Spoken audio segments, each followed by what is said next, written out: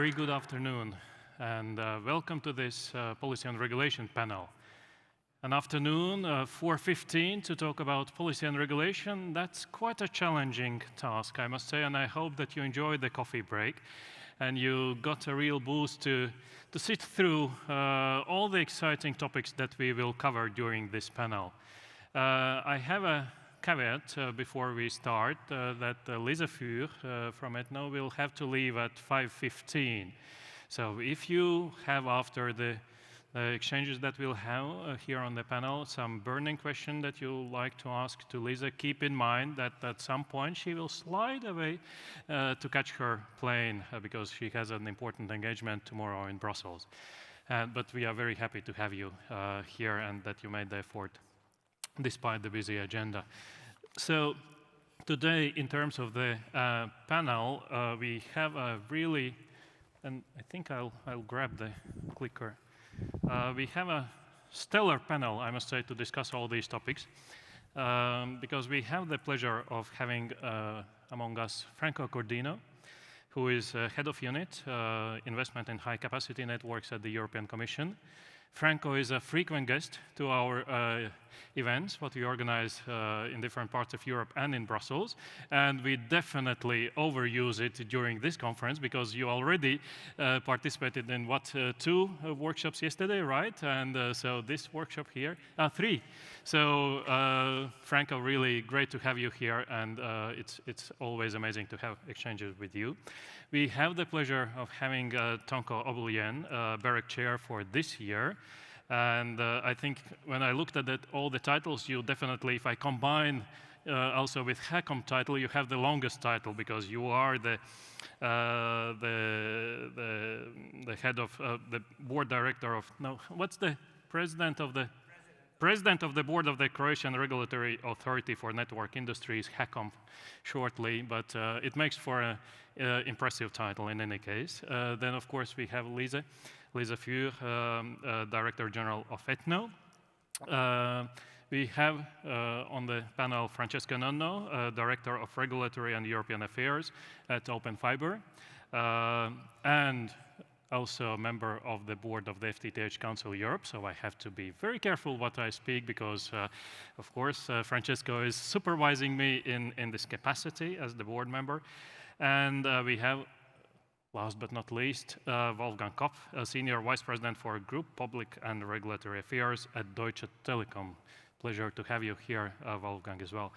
I myself, I'm Artur Salksnis, Public Affairs Director at the FTTH Council Europe, and I also have the pleasure of chairing the Policy and Regulation Committee within the FTTH Council Europe, so the place where we discuss all these exciting topics. To kick off, I must say that we couldn't dream of a better moment to have this panel and the conference in general, and to meet here and now in Berlin, because we are just a few weeks after the Commission published the white paper. Today we had the pleasure of listening to Mr. Viola, who outlined splendidly the different areas already proposed in the white paper for public discussion. And of course, we are less than 3 months before the European elections.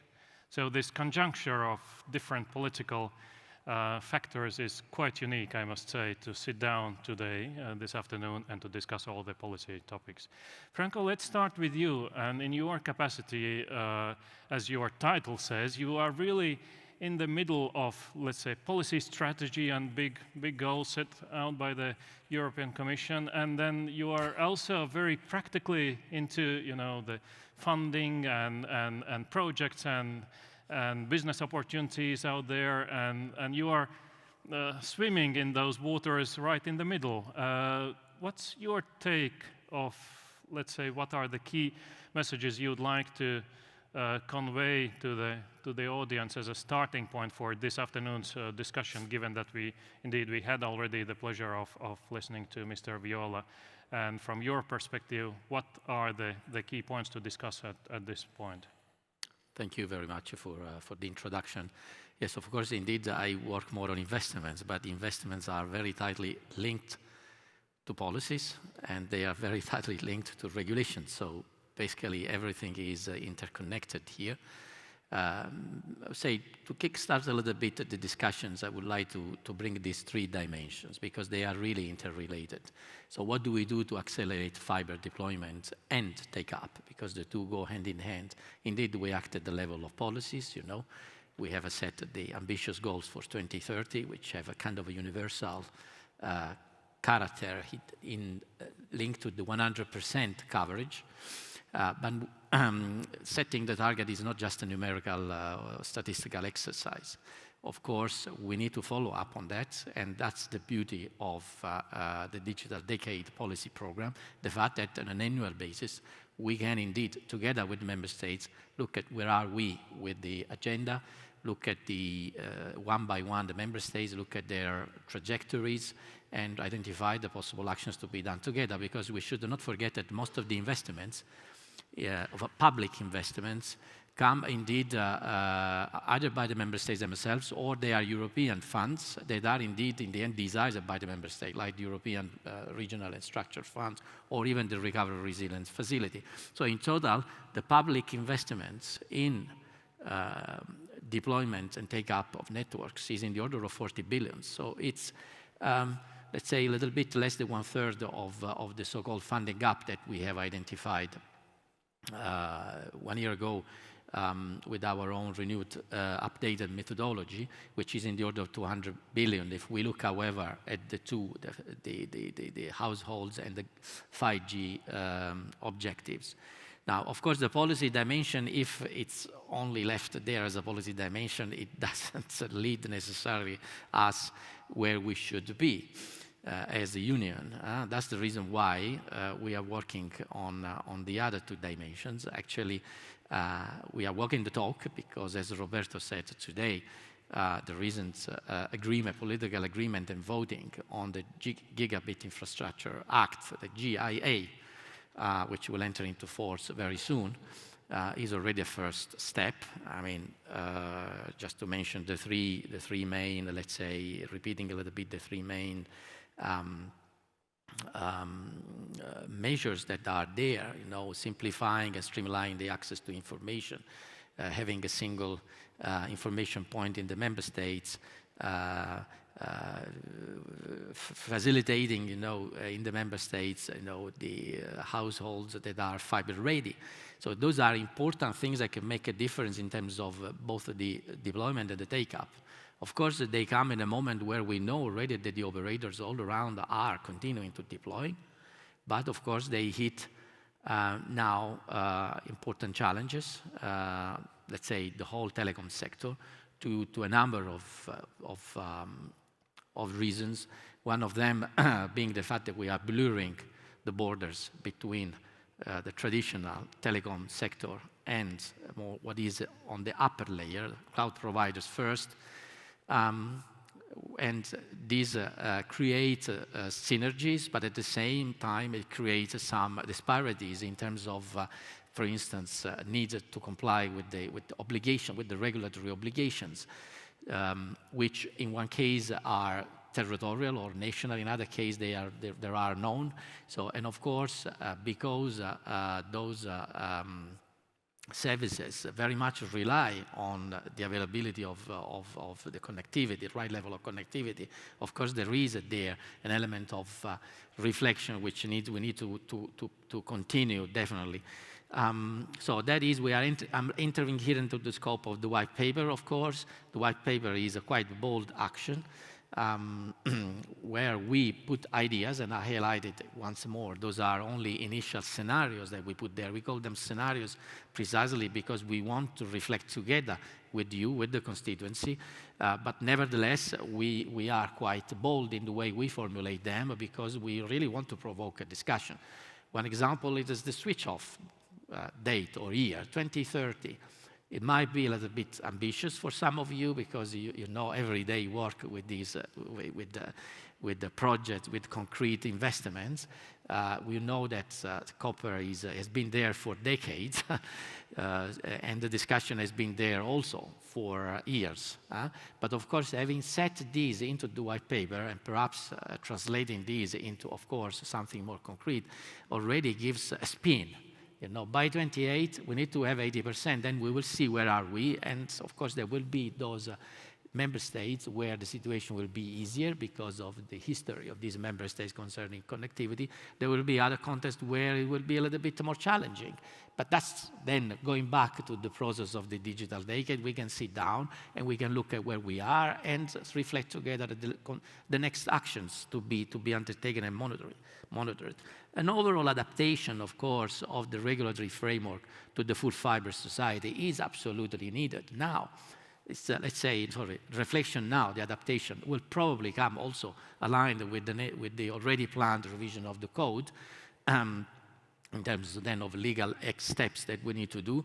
But of course, you understand that what I said before about the blurring of the border, plus the fact that we will be in a society where we'll be at the point in time full fiber, we need to reflect on this, on the necessary simplifications, on the aggregation, because we need to let also some level of defragmentation of the community on that to ensure that operators can also grow beyond their borders and grow in a way that is harmonized without the need to cope with 27 different regulations. You know, the idea of creating a template for a wholesale access remedy or product at the European level, it's also quite bold, allow me to say. So this will create a great opportunity for those who are working on the wholesale market.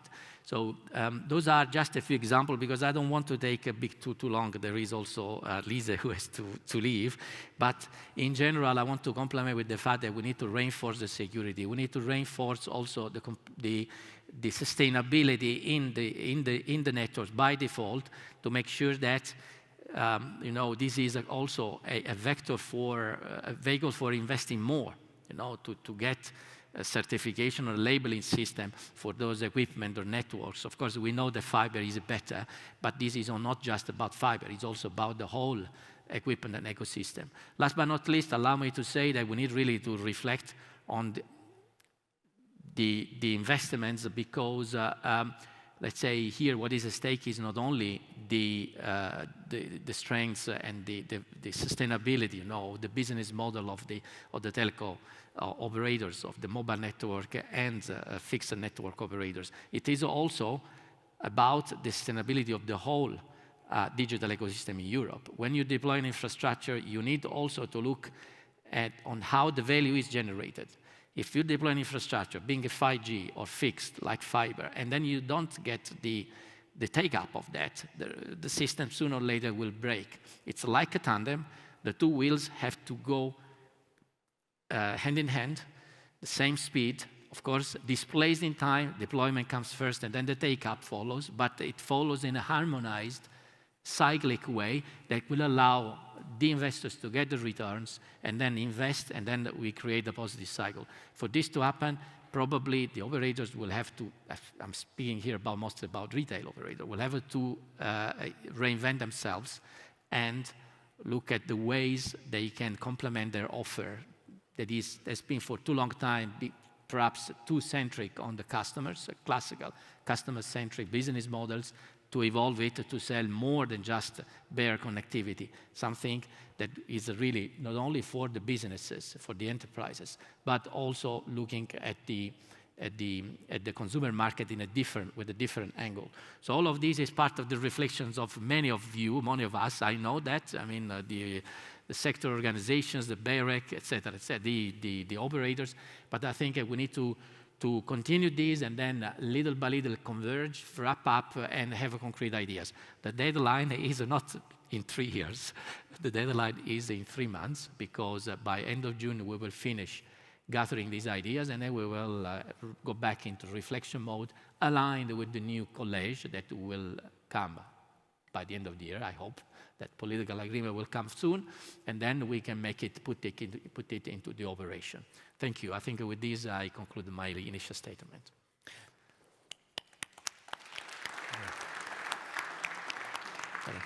Thank you, Franco. And I think what we can really take away from your initial statement is the boldness. What you emphasized the word in several aspects, right? Yeah. Boldness of different proposals within the white paper, but also I think it's a bold political strategy to suggest it just before, you know, the new electoral cycle and the new upcoming European Commission, because that way you can get already the foot in the political agenda that will be set for the next cycle. And I think that's one of the things why it's so interesting to have the discussion right now as well on this. Tanko, this morning our President Ralf Mersmans used allegory with football, right? He said that if the investors are the sponsors, then the regulators are the referees and operators are the actual football players. How does it look from your perspective as a referee if you look at the white paper about all the ideas set out there and how it would affect your daily job? I wouldn't like to be a football referee. I mean, I prefer being a regulator, I must say. Well, BEREC, for those of you who don't know, is a body of European regulators for electronic communications consisting of membering NRAs from different member states of EU. And, well, we aim to do a good regulation, to foster independent, consistent, and high-quality regulation of digital markets for the benefit of European citizens. And we have our strategy with 3 priorities, 2 of which are extremely important for today's discussion. So we're promoting full connectivity, supporting sustainable and open digital markets, and empowering end users. Well, the networks and the resilient digital infrastructure are of strategic importance for Europe, and further development of fiber, both fiber and mobile networks, is crucial to deliver internet to our citizens. We are, of course, slowly progressing towards the digital decade's goals, but we also acknowledge that still we need substantial investments in the infrastructure.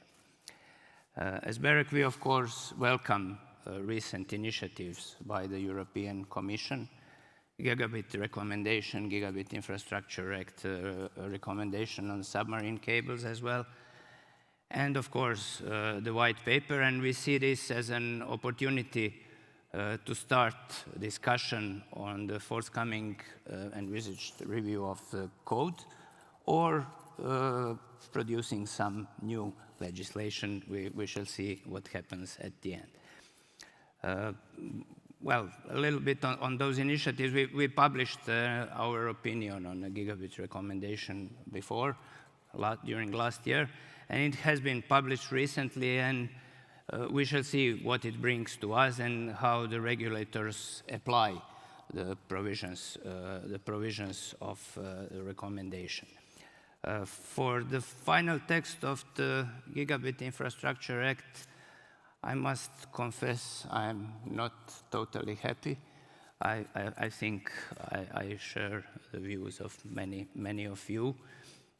Some provisions are delayed a lot, and I'm not sure that we really solved this issue of timely issuing of building permits. But that's the price of democracy, I guess. It seems that we in this sector still have to work on raising the awareness of our colleagues in the construction sector that we need a fast deployment of networks, and that building permits are an important part of that. Well, for the white paper, it's of course the hottest topic, and also for us, the regulators. And we support this Commission's initiative based on the 3 pillars mentioned. with particular interest on the second pillar for BEREC to achieve the digital single market. We will, of course, contribute to the public consultation with a detailed analysis, and we plan to do it in the following months.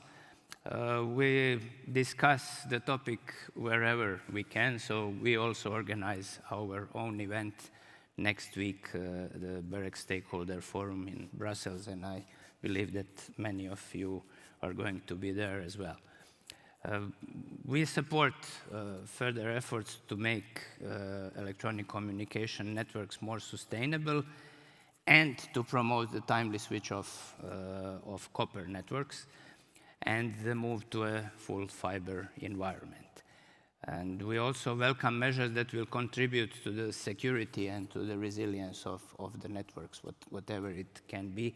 We believe that more Europe approach, common Europe approach is needed for cyber security. And we are, of course, aware also of the need to broaden the scope and objectives of the current regulatory framework, like we already did with some digital acts, DSA, DMA, Data Act, and many others. And we also support some actions for spectrum, but it's maybe not so important today as we are on the FTTH conference. As regards the wholesale access product, we still need to understand what it would be. I mean, we are aware of significant differences and different market conditions in various member states. Fiber coverage is not the same, and the take-up is also not the same. So we think that maybe complete removing of ex-ante regulation is premature at the moment, but of course we are open to the discussion on that. And well, to complete, in general, we have a feeling, maybe we are not right, that there is not enough focus on consumers and their needs in the document. So consumers want to have resilient and secure networks and want to be able to have the real good content.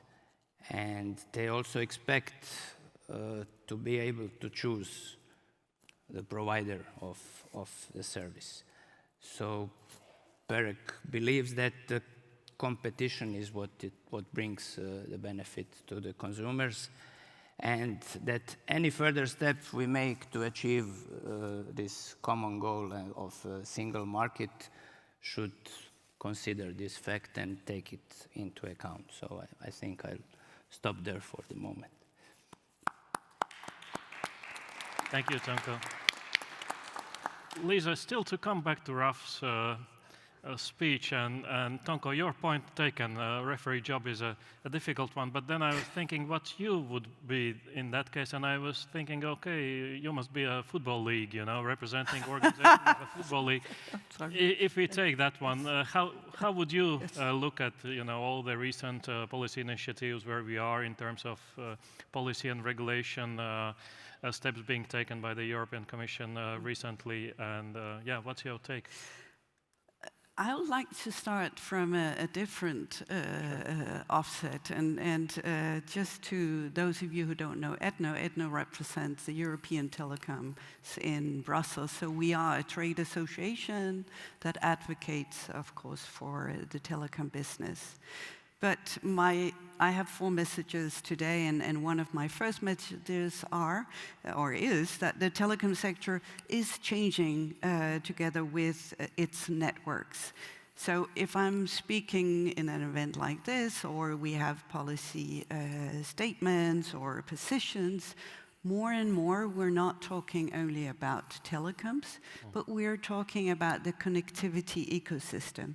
So we see a change, and Franco actually mentioned a bit about the blurred borders.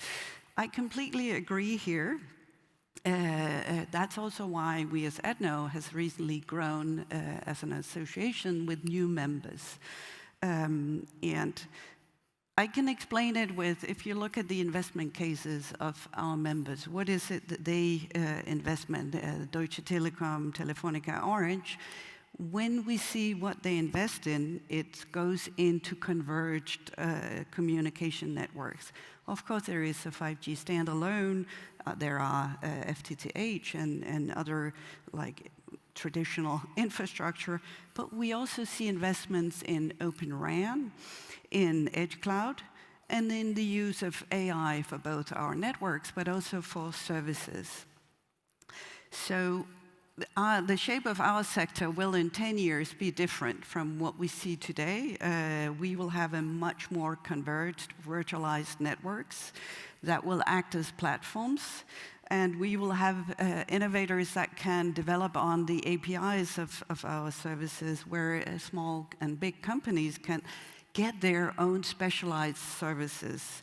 And of course, consumers, which is an important part, can have an unrestricted access to all offered content and also better consumer experiences.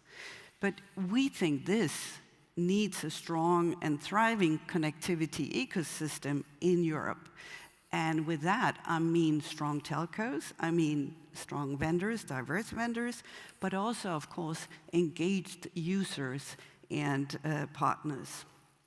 And I want to bring you some numbers, because I think it's important to have the facts here. We see some very good news in Europe.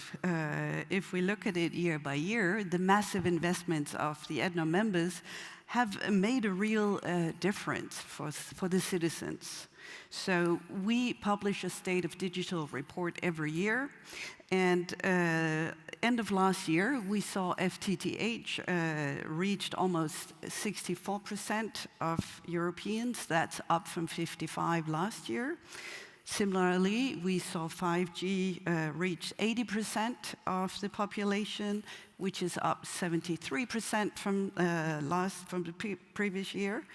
But if we look at the top left of the chart, we also, if we consider gigabit connectivity in a technology-neutral manner, it's not as good a picture, because we see by the end of the decade, we will have over 40 million people without gigabit access.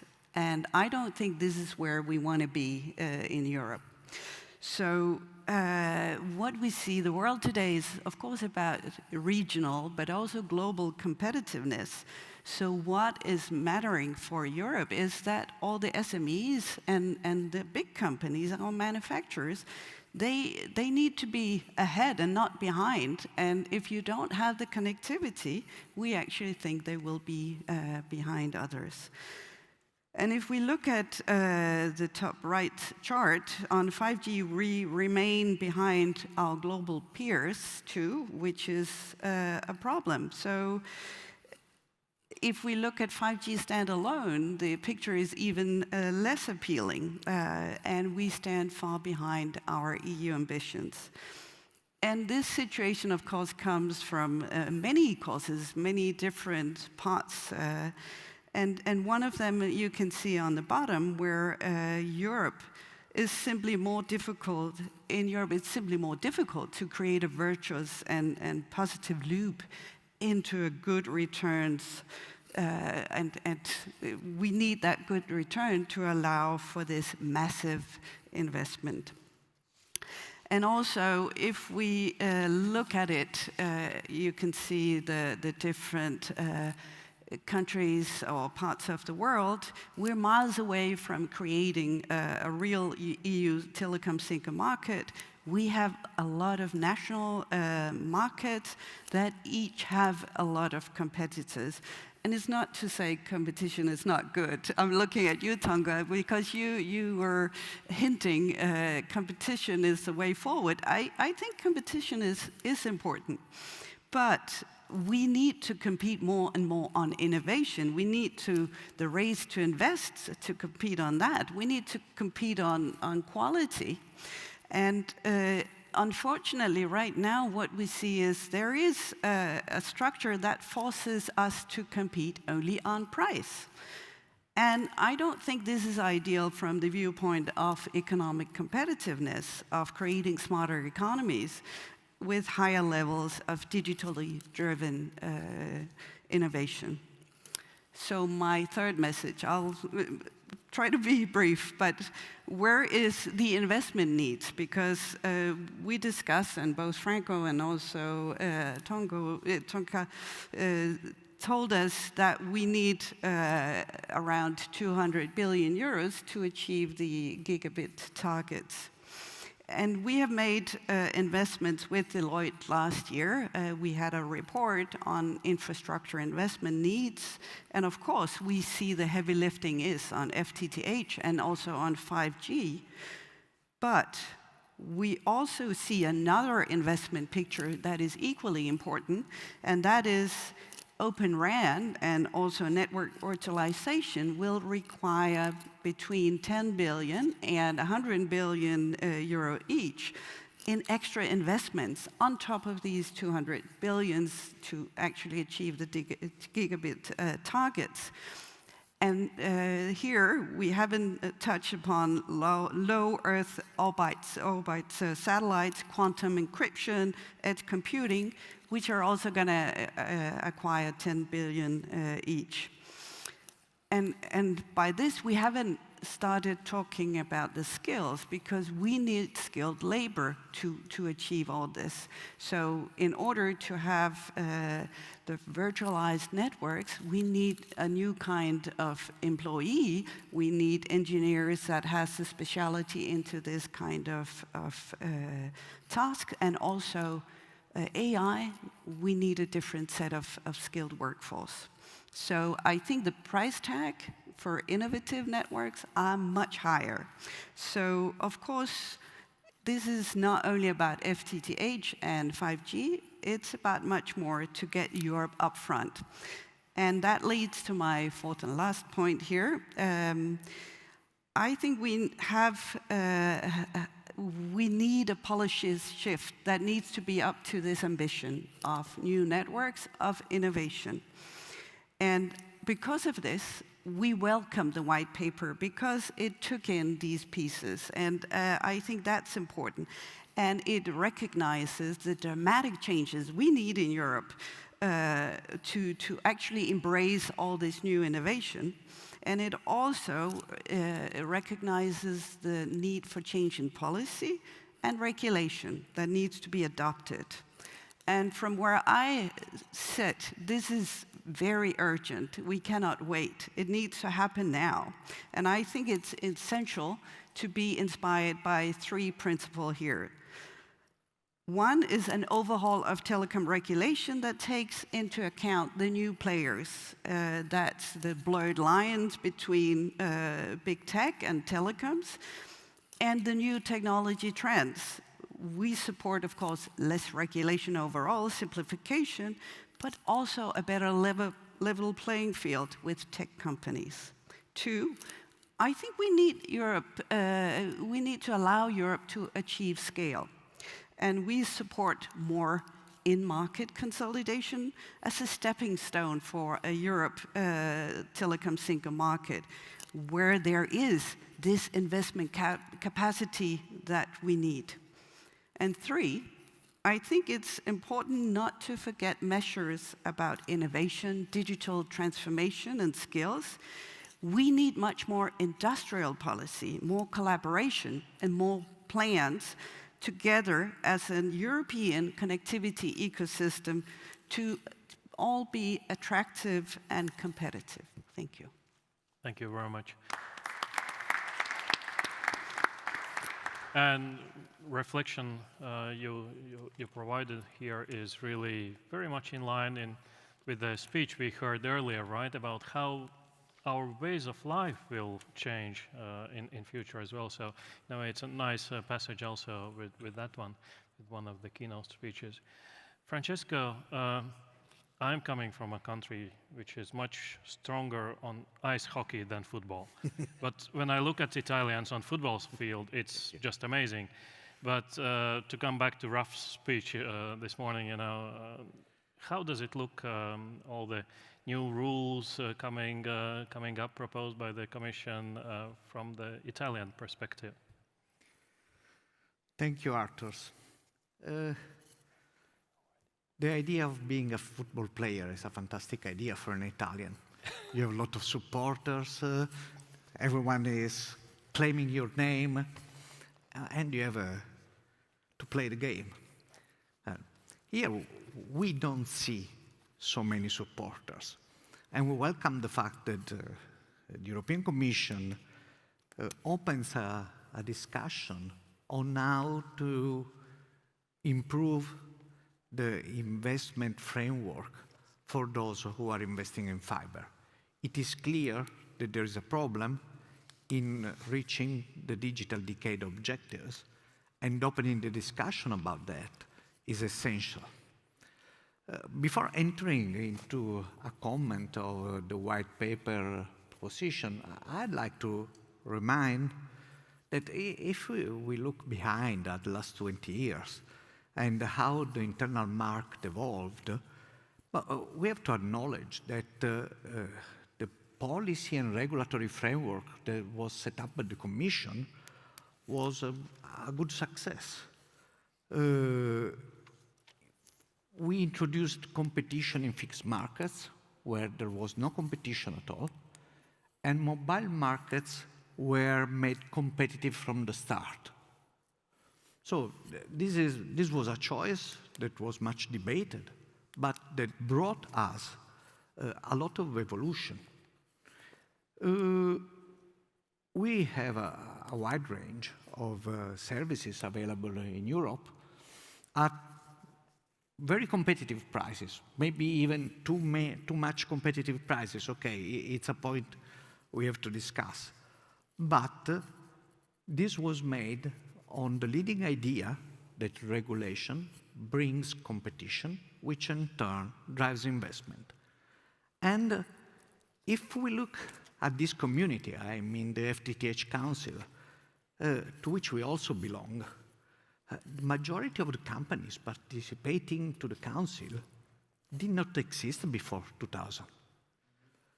Have born later, and have born thanks to the digital policy and to the regulatory framework that was set up to this market opening.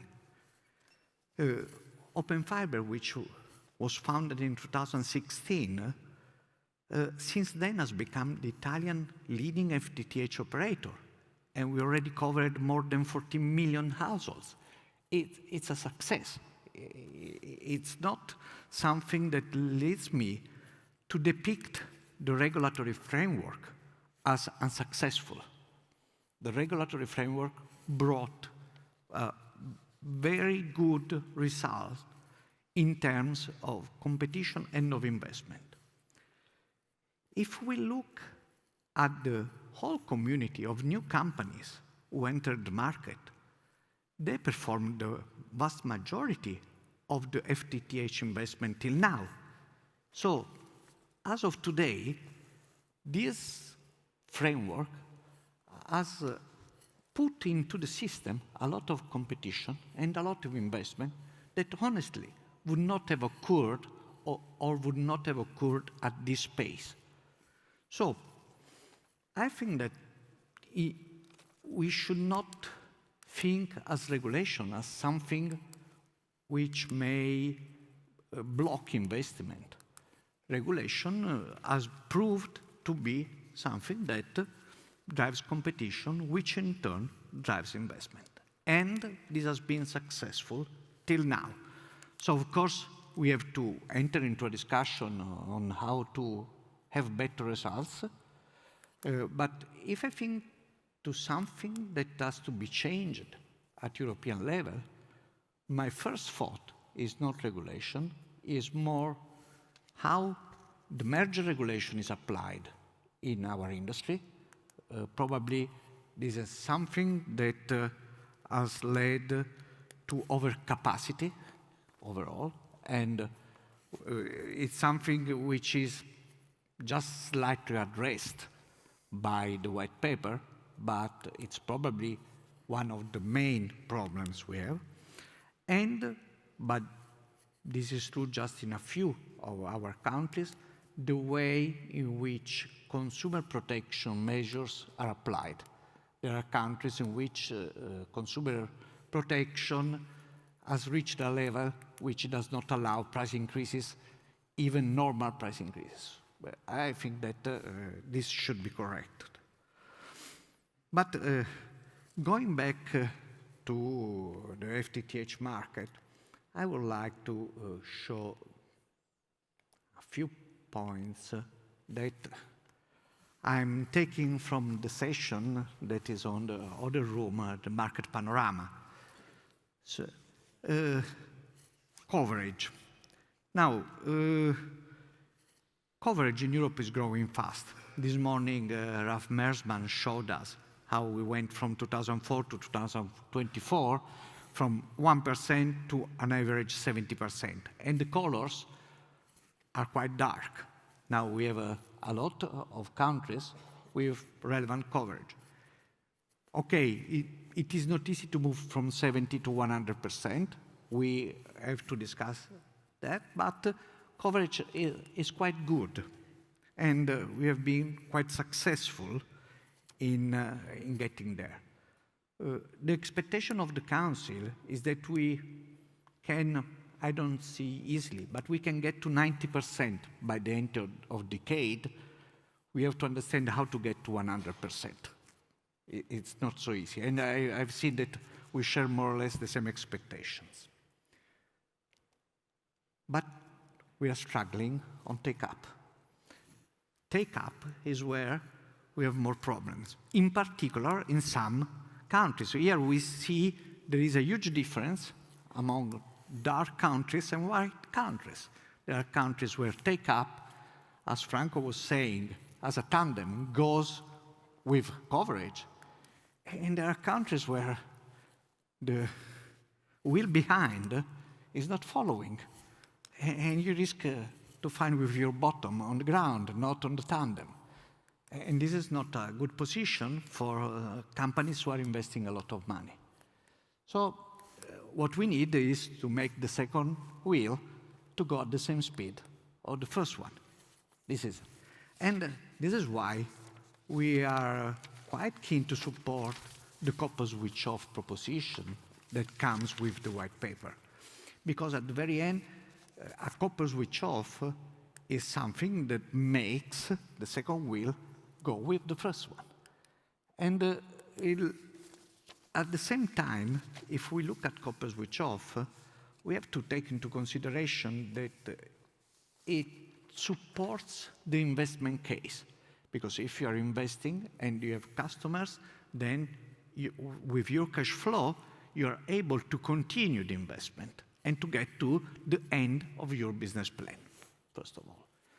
Second point, it reduces the amount of public money which may be needed to get to the 90 or to the 100%, because of course, if there is not a cap, much more public money will be needed to get to the 100% coverage. So this is a way to incentivize private investment to be continued to get to the target. There is a third point which has been raised, but it is very, very important, and it is how much a copper switch off may increase the sustainability of the industry and the transition to a more green framework. By all the figures we have seen, a copper switch off saves a lot of energy, saves 80 to 90% of the energy in access networks, and allows all the users, business and consumers, to enjoy a better quality of service, and this supports all the other objectives of the digital decade. So there is a virtuous circle in pushing to usage, increasing investment and increasing usage in turn. I'd say that compared with the initial view in which coverage had to drive take-up, probably the relationship is the other way around. It's take-up which will drive coverage to reach the digital decade target. So, just to end this initial discussion, I have 3 points. The first one is that regulation brings competition, which in turn drives investment, and we have to stick to this point. A second point is that we have to bear in mind that there is a close relation among take-up and coverage, and the fact that we are discussing that, it's very important. Third one is that at the very end, copper switch off is probably a win-win measure for companies and for consumers and for the overall objectives of the digital decade. Thank you. Thank you, Francesco. And also, thanks a lot for making the audience feel that they get the best of both worlds, right? So the policy and regulation world and the session next door, market panorama, because I saw many of you were taking pictures and almost like a live coverage from the session next door. Thanks a lot. But now let's turn to another big football country, Wolfgang. How does everything what we discussed before look from your perspective? Well, we are the main sponsor of Bayern München, so what shall I say? I'd rather go for field hockey, where we are a continuous world champion. So football might not be the theme of the day in Germany at the moment. But I'd like to go on another level with regard to regulation and the state of the industry, if I may. I would agree to much which has been already said, and also to Franco's remarks. With Franco, I would only change the tempos, little grammar. Regulation was good, yeah? But let's see. Let's go back to the state of the telco sector. And I think what we are discussing here is really who's going to invest in the future and who is really doing the big investments. There, I think the Commission made a very bold move when they wrote the White Book. They, for the first time, wrote down an analysis of the sector, which was quite accurate, I have to say. This sector is not in a very best shape. And I'm a part of a bunch of lucky people inside Deutsche Telekom. Why? We invested in the US. And this is reflected by our market cap. But if you look at the market cap development from 2014 until this year, in 10 years' time, you see what happened to the sector in stock markets. And that's a very bad signal, because investors do not really believe anymore in telcos in Europe. They believe in Deutsche Telekom, but not because of Europe, despite Europe, yeah? To be very blunt. And what are the reasons? I mean, we have stagnating revenues. The returns stay where they are, and they are staying on a rather low level if you look at the ARPUs and ARPAs as compared to other regions of the world. That has led to these market caps. That has also been reflected in the debt levels of our companies. I mean, look at all the companies, including mine. We have a debt level of 130 billion. And that has, again, led to lower investment. And this is a vicious cycle where I think regulation played a big part of it, because there was only one focus of regulation, and that was consumer price. Going down, going down, going down. And we just heard regulation and competition went well in Europe. Competition in mobile was really great. We were the first region in the world. We were leading technology-wise. I'm in the sector since '95. We were the great guys. We were setting the standard for the world. Our mobile integrated fixed companies were at one time, back in 2001, I mean, we had market caps above 300 billion. Vodafone was above 400 billion. And then our friends in Brussels introduced regulation in mobile, roaming regulation and all this stuff. And that, combined with what you said, not allowing any consolidation, has led to the detriment of the sector.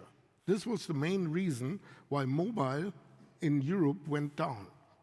And extracting the money with auctions, not allowing consolidation, and starting regulation, very good recipe to kill the sector. So I'm a bit negative, sorry. I think the White Book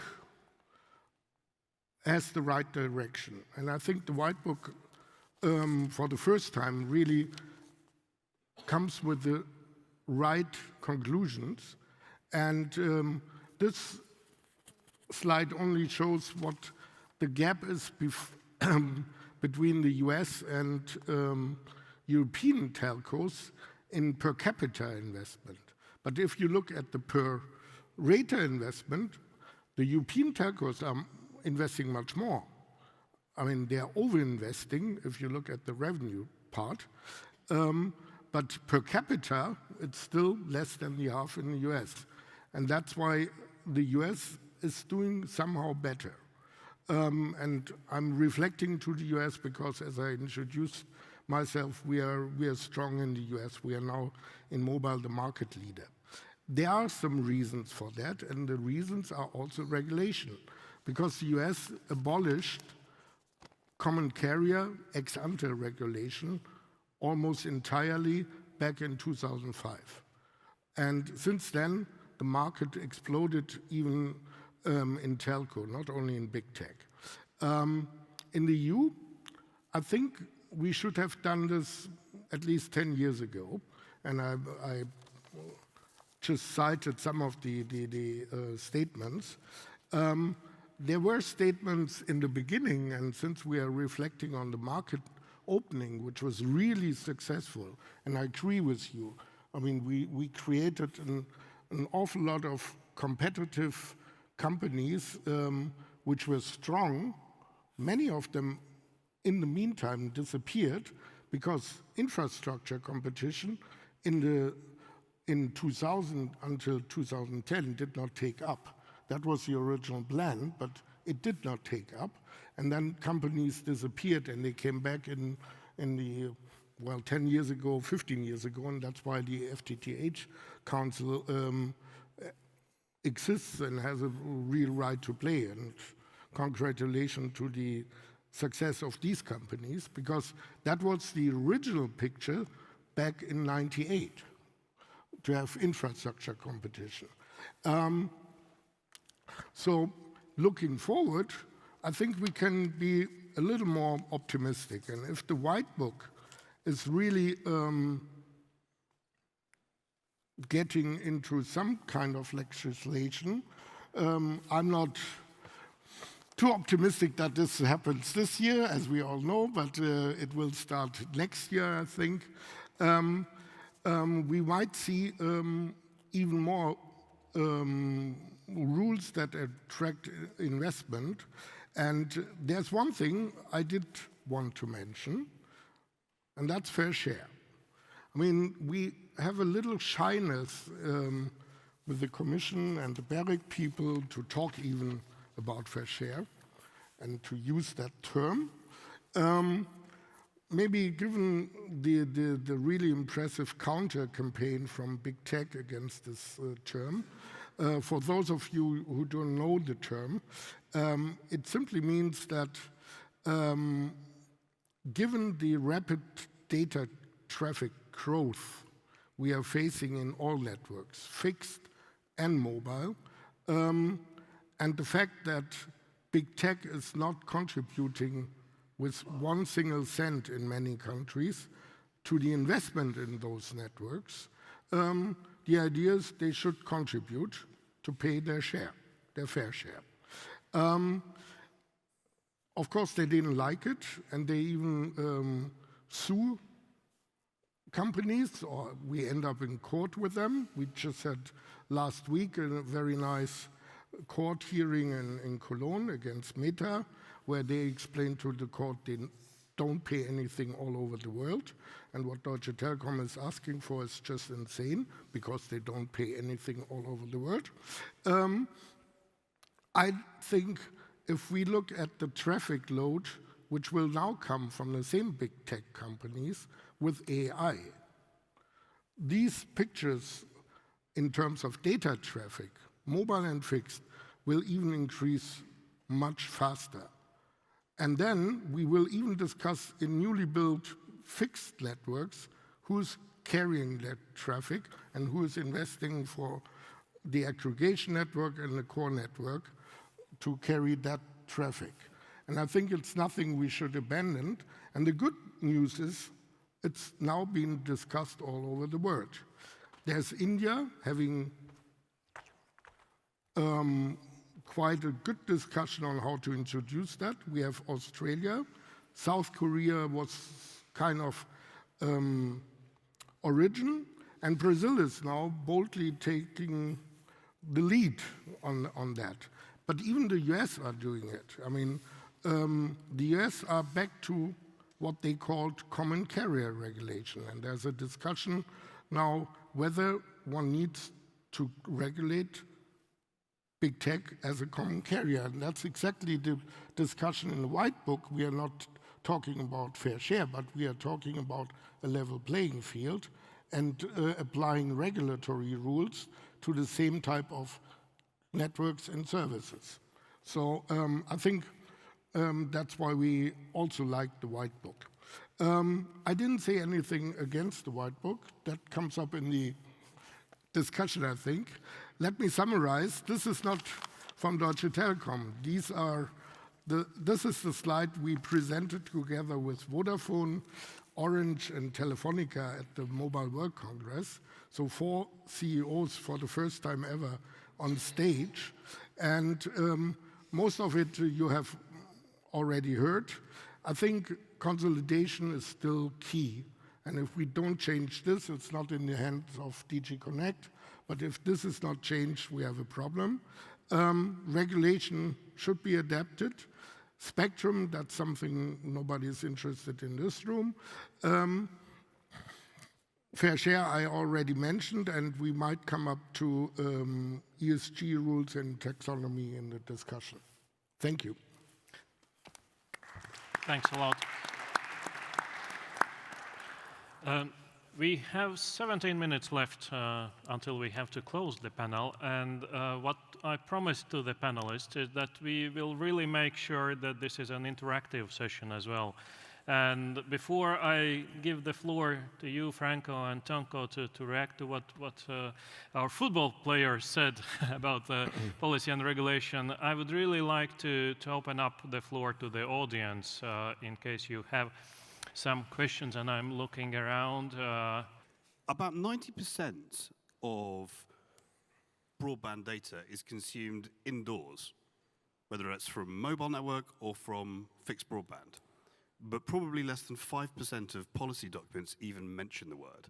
Yeah, I just did a speed test, and although the downlink for 5G in here is pretty good on my network, uplink I got 600 kilobits a second. Not megabits, kilobits. And so we're talking here about gigabit to everywhere. Gigabit to the outside of the building is useless unless it also works indoors. What are we doing about that from a regulatory point of view? Let's collect a few questions. improve your Wi-Fi. Yes, so a quick question to the Deutsche Telekom colleague. So perhaps it's my limitation, but I failed to understand to which extent the US market is delivering better results than the European market. So we are talking about a market that has less FTTH coverage than in Europe, but with consumer prices that are 3-4 times or 2 times the consumer price observable in Europe. So really don't understand to which extent do we have something to learn from the US model. Thanks. Hello, Yves Blondil. Question as well to Wolfgang Kopf. Could you address the Commission's proposal for a single European-wide wholesale access product and what your position is on that? Thank you. Great. I think 3 questions for the first round. That's good enough to start with. So, who wants to start first? Well, Wi-Fi is your... Well, okay. I'm not a regulator. No. Indeed, I would have an answer on my pipeline of comments, a number of few reactions to the panel as well. But certainly, I do agree with you. I think most of our bandwidth consumption takes place at home, even especially after the COVID, let's say the lockdowns, teleworking, smart working became a more common practice.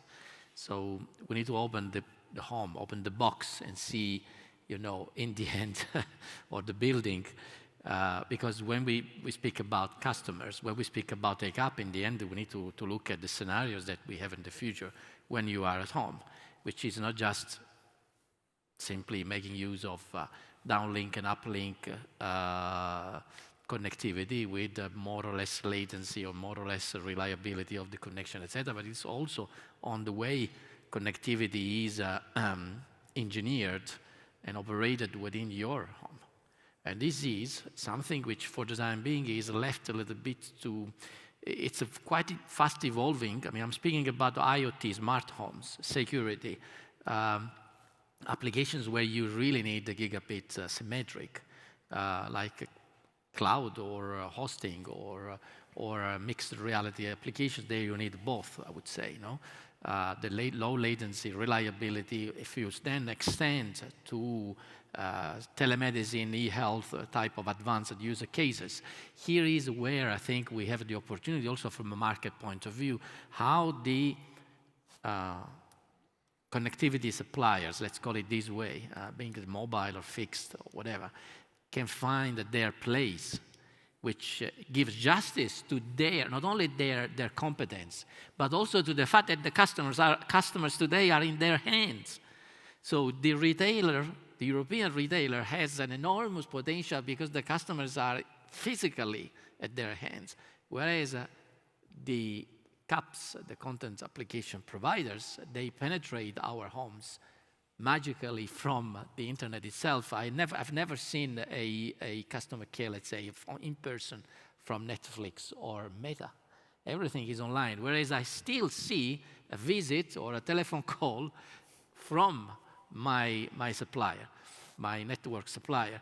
Unfortunately, however, this network supplier sells me only a better price than the competitor and nothing else. And then makes me, as an advanced user, let's call, not to speak about my kids, a bit disappointed. Because I would expect more than just these products. We need, I think, to change a gear. So, and allow me to just complement and finalize these. The regulation, yes, indeed, that's important. The cocktail reception is now starting. So you are right. We were in a perfectly comfortable zone, Wolfgang. Great. Shall I answer? So Wolfgang, I agree indeed. 20 years ago, it was a perfect comfortable zone. Then the regulation came, and then things started. But again, there is an equation there. I mean, you put the regulation, then you inject competition, but also you should inject also innovation, because to compete, you need to innovate. And that's exactly where I think we perhaps failed altogether. But we need, I think, to share responsibility in kickstarting that process for the sector to innovate a bit earlier. I recall, okay, I could here elaborate a lot, but I prefer to stop here. And we've already heard about cocktail reception. Yes. Wolfgang. Yeah, let me just answer to you. I think you're right. You're absolutely right. We failed in that part as a sector, especially the integrated companies like my company and the big ones. One, because they played for too long the price premium in mobile, and the answer was really looking at integrated services. No, once we integrate, and I'm leading now, or I was first in mobile, I first was in M&A, then in mobile, and then on the group level. When I came into that position, there were plenty of good, in 2010, 12, 14, proposals for integrated products, fully integrated products, even using some machine learning at the time already. We simply rejected them as a regulatory team. Why? Because you infecting the mobile part with these stinky fixed regulation as an incumbent. Yeah? So that was the main reason. We didn't want to combine this. Now we are in a situation where we just set up with SK Telecom South Korea and some others a big project on AI, just realizing some of these advanced AI and networks products. We already have a lot of experience with hybrid products, where we also, and that brings me to the US, we were very successful in the US after the merger with Sprint during COVID, fixed wireless applications. You're right, the fixed fiber to the home coverage is now a little lower in the US, but there's now a big push in the US, and we are investing, as you just saw from the news last week, as well in fiber to the home. So there was a cycle, but if you look at the mobile sector, the coverage, the speeds, everything is now better in the US, and they were well behind in mobile, but they are now much better. So I would still say the market worked better. On the product, which was somehow discussed in the white paper, that's part of the white paper where I'm a bit skeptical, because if we have these country of origin principles, there's only one beneficiary, and that's big tech. And there will be one regulator again, let's face it, Ireland, advertising that they do nothing in regulation to get them into their country. Yeah, I mean, that was the advertising of the data regulator in Ireland until the European Union stepped in. Yeah? I don't know why one needs to repeat that mistake again, but let's see.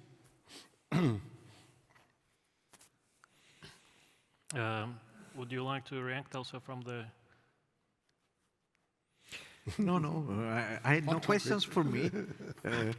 But there was a question that I found interesting, and you didn't answer, so I called you. Sorry. Why US? You think US is delivering a better outcome? Well, I said on the mobile it's better, much better. Just spectrum, okay. Yeah. We still have 6 minutes for this panel. Do you... Yep, there's a question there. Thank you for a really interesting discussion. I had a question stemming from the white paper. There was intriguing references to technology evolution, virtualization, cloud, what it's going to do, what SDN and openness and slicing. And does all that point towards perhaps a big change or even a retreat in how the whole environment in telecoms will be? Will it go back to a utility network, one big transnational utility network, with wholesale and retail operators accessing it through SDN? Like, could the technology evolution point the way towards quite a transformation of the industry? Could you please present yourself as well? Oh, Enda Finnan, Comreg, Irish regulator. Well, I mean, I speak about the white paper. Indeed, I like a lot foresight, by the way.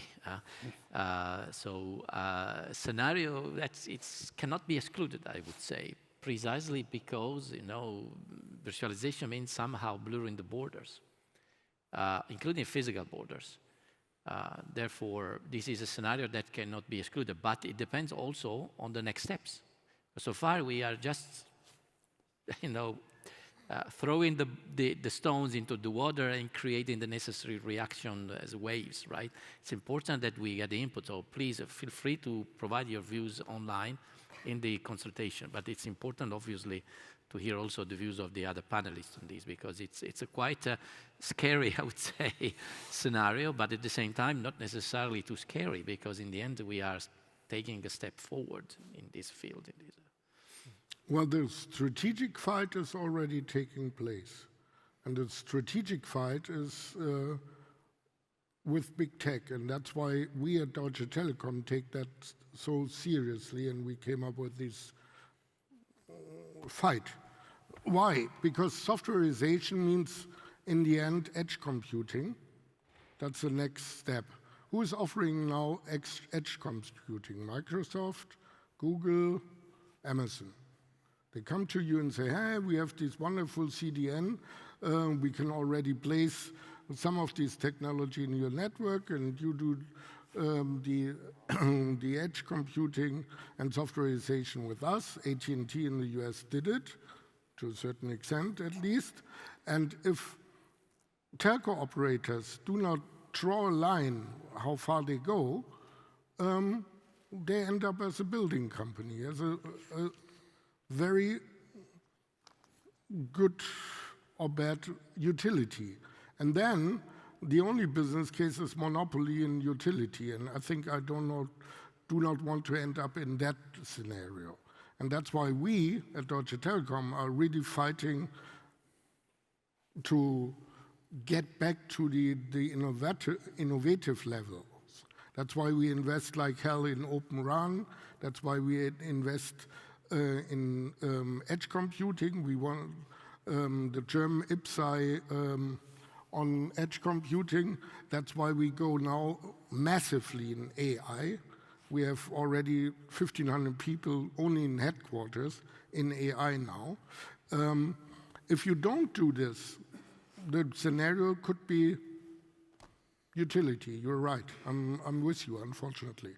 That's a very bad scenario. Allow me, nobody followed me. I'm very glad to hear this, Volga, because indeed it's exactly the pillar one. Yeah. So we should not decouple the pillar two, which is more on regulation, with the pillar one.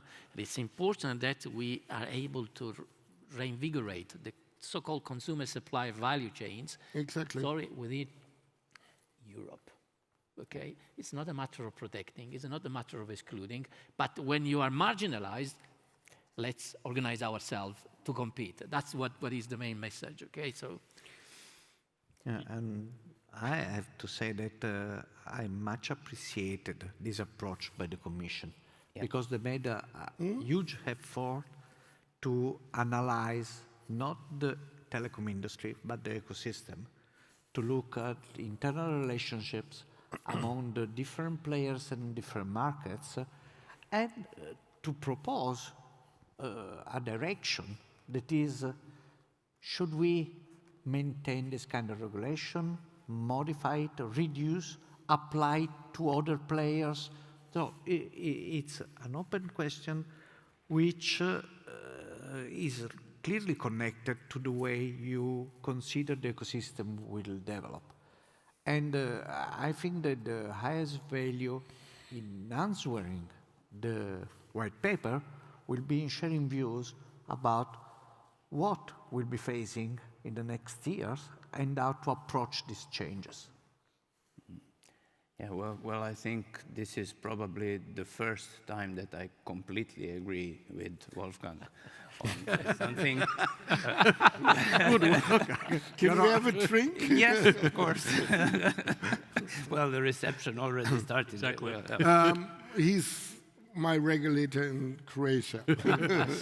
We have a big operation. So we really wouldn't like to see one huge utility, and then it's a question who would run this utility and how big would it be. It's one of those scary scenarios for the world, whole world, not only for sector, I think. Before we close the panel, I'd like to make a mental exercise. Imagine yourself, not in 2024, but in 2029, 5 years from now. So next electoral cycle coming up, we are very close to 2030. Even a copper switch-off date is just around the corner. Is there one thing that you will remember from this panel, from this conference, from the keynote speeches, or from the exchanges what we had here, why it was useful to come to Berlin and meet today at this time, if you look back from 5 years perspective? Wolfgang, maybe let's start from this and then. Well, I need to be honest, I only arrived for the panel, but I will certainly remember the discussion we just had in the past 5 or 10 minutes, because did we make it or didn't we make it? Yeah, and that will also have some influence on my then coming pension. Maybe in 7 years I might be gone. So if we didn't make it, I need to work longer, I think. Francesco. No, I think that if we look behind when we are in 2029, what we may recall is that this was the occasion in which we put the basis for the copper switch off. Because this is the most relevant element that we have been discussing in these days, and which is in turn, in my view, also linked to the evolution of the industry. We should get out of the debate, copper or fiber. Fiber is the way, and we should concentrate on other points. Thanks. Tonko? Well, I would remember that we discussed the more sustainable networks, and it means fiber networks. And probably I would be very happy then in 2029 to discuss about only 5% of additional coverage we need to achieve to reach 2030 goals. Francesco? Franco. Allow me to say that what I will remember, not for these sessions only, which is extremely interesting and passionate, I would say, but for the whole event, and also comparing to last year in Madrid. Last year in Madrid was the time where we were still working on the GIA, on the Gigabit Recommendation. So yes, I think for too long time we have approached the problem perhaps in an excessively manner from a regulatory only point of view, and there was a disconnection from the other side, which is more the industrial strategy. I think what comes out of this discussion, and I think also of the conference, is exactly the commitment, not only sort of the agreement, but also the commitment to work exactly on these interrelations on how we can articulate the industrial strategy and the regulation in a way that we can make the sector and the whole, let's say, digital ecosystem in Europe more competitive. So 2029, I have a vision where we say, okay, we have at least a stronger European player for all the single steps of the value chains in the segments, including things where we perhaps lost the hope. We have still capacity, competencies, and also, when necessary, investments for Europe to catch up and compete. Franco, Tonko, Francesco, Wolfgang, it's been a pleasure to have you on this panel. With Lise, I'll discuss this topic over a cup of coffee, because our office is only, 500 meters one from the other. But let's give a big round of applause to our panelists, and thank you for the very useful and interesting questions also from the audience. my job is made very easy by the announcements already twice. Cocktail reception is taking place over there. Let's have some fun time, and thank you very much.